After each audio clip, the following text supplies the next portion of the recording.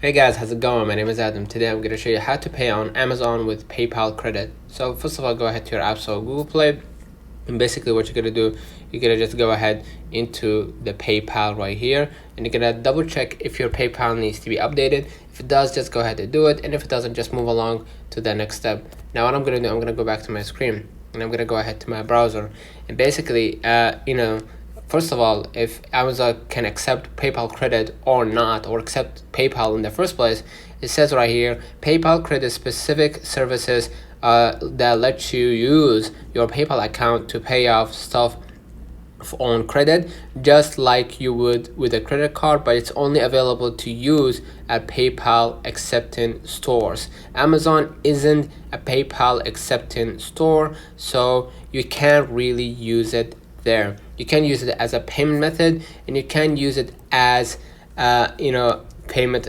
for credit.